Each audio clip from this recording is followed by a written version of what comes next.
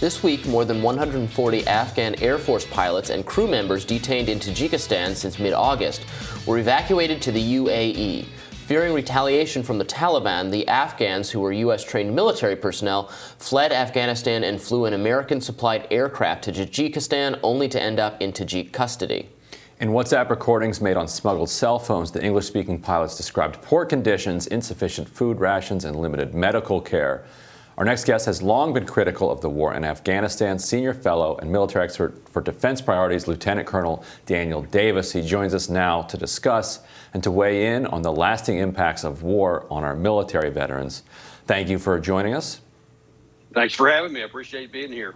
Sure thing. So what was your reaction to this latest development? Well, I just think it's just the latest in a long string of unfortunate and in some cases, fatal consequences of this war that we had. And look, I understand why these guys are upset, but I think a lot of people are saying, like there's something wrong with the United States government or it was our fault that they were in there.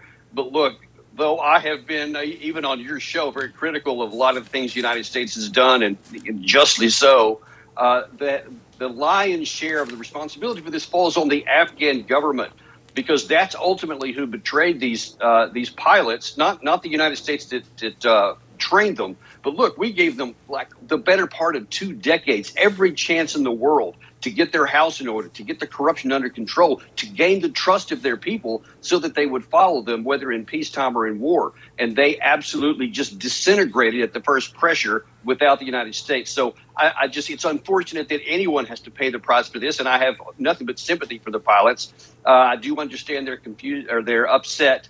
But, the truth of the matter is this is just one of the consequences of a war that should have ended a long time ago. Right. The Afghanistan government, collapsed, with the snap of a fingers. Is this government that we'd help support this country? We thought we were building, that the people in charge, the military advisors, so many generals said, oh, it's going great, et cetera, et cetera. It folds immediately. Right. What does that tell you about the level of honesty in our government about how things were going? That it collapsed immediately under the smallest amount of pressure when we weren't going to protect it anymore.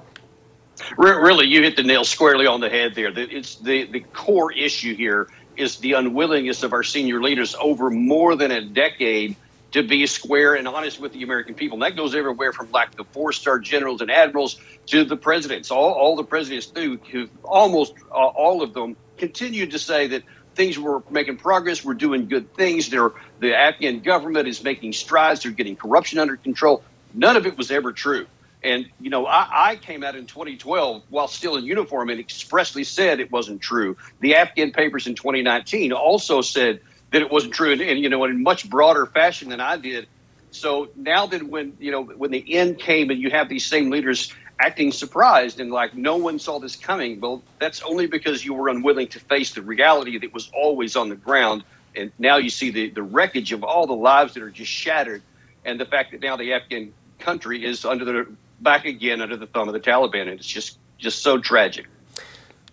And can you give us an update on the refugee situation? In the final weeks of the U.S. occupation, there was this mad rush, as everybody remembers, to get refugees out of the country.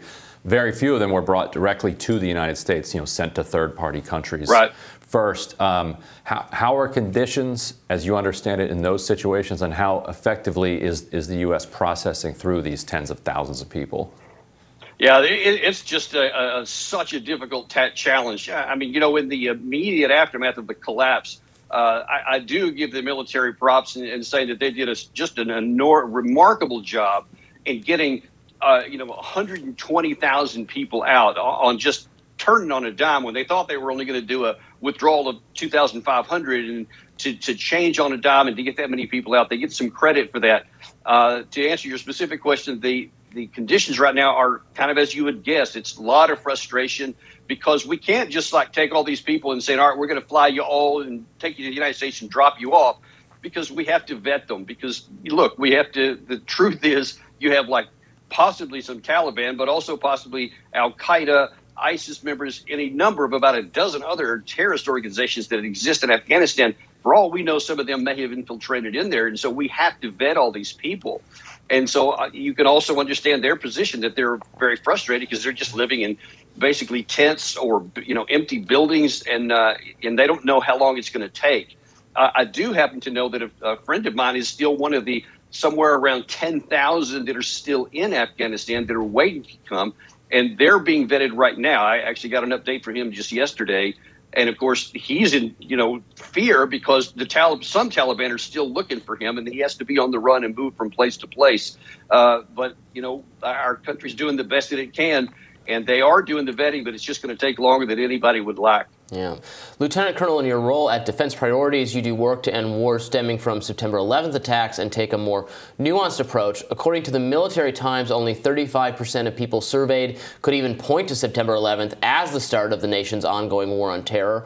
Almost a quarter said they thought the conflict had been going on for at least 30 years. The other 39% just didn't know. And though our troops have left Afghanistan, hundreds are still deployed around the world in support of anti-terrorism operations in places like Iraq and Syria.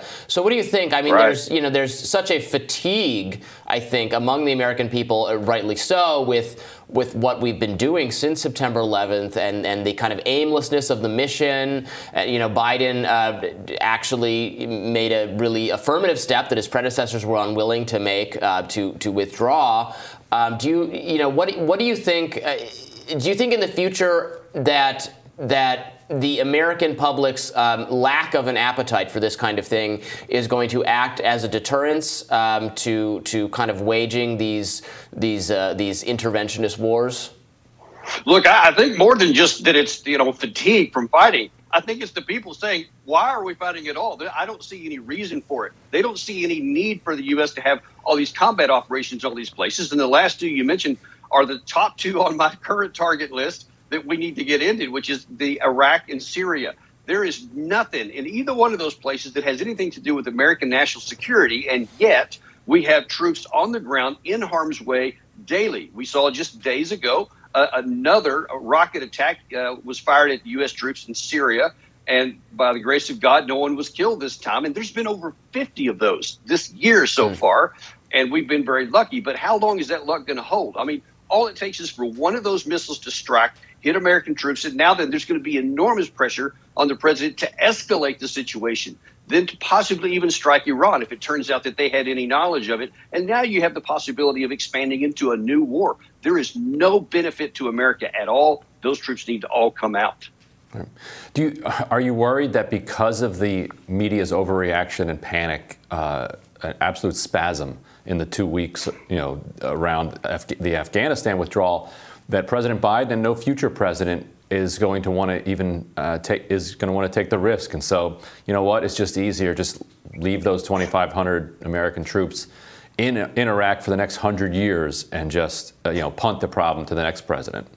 Yeah, I absolutely think that's a big concern, which is one of the reasons why we're Defense Priorities. We're not letting up at all on the pressure to keep things going, because that's been the reason why the troops are there at all. Because, President Trump came under enormous pressure. Obama came under enormous pressure when he initially wanted to get troops out of Afghanistan. Trump came under pressure both in Afghanistan and Syria and didn't withdraw any of those. Biden did take the step, and I give him credit for that. I'm grateful that he did, but he's also come under so much more pressure now not to do any more. And I think, as you say, politically, it's a lot easier to do nothing and say, well, I did this one. But look, I tell you, for those troops and their family members on the ground, if any one of them dies a pointless death, nobody's going to be okay with that. And we need to make sure that doesn't happen, especially talking about Veterans Day today. Let's honor the veterans by taking them out of unnecessary harm's way today.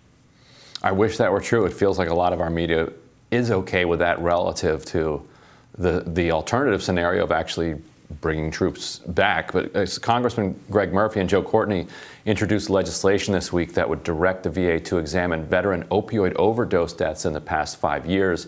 The HOPE Act, or Veteran Heroin Overdose Prevention Act, is looking at prescribed and non-prescribed opiate abuse and other factors that may contribute to overdoses. Murphy, who was a practicing physician for more than 30 years, said that data shows veterans are disproportionately impacted by the opioid crisis, especially those under the care of the VA, who are 7 times more likely to be diagnosed with opioid abuse disorder than commercially insured patients. Is this something that you're tracking as well? What's your read on this approach? Yeah, look, God bless Congressman Murphy. I mean, I wish this had been done a lot longer, and I hope it gets broad support because it really is shining a light, and I'm thankful for that, on the significant impact that these wars have on our troops long after they're withdrawn. And I can just tell you, I have a lot of veteran friends, combat veterans, who still suffer egregiously to this day, in some cases over a decade after they were last in combat. And that's the part that doesn't get any attention. That's the part that people don't see. They may see that, yeah, we shouldn't be in these wars, or why are we there? And even on Veterans Day like today, we want to say thank you for your service and all that. And certainly that's nice and we appreciate it. But hidden behind that is the suffering that these guys face. Their family members, their wives, their children, their parents, that they suffer because of the impact this has had on these people. And that has to be taken into consideration when you're talking about either should we leave them there, or God forbid, should we have another one and go somewhere else. That has to count just as much as what we think is going to happen on the other side. Lieutenant Colonel Daniel Davis, thank you for your service, and thank you, of course, for being with us. Thank you very much. I appreciate it. And we'll have more Rising right after this.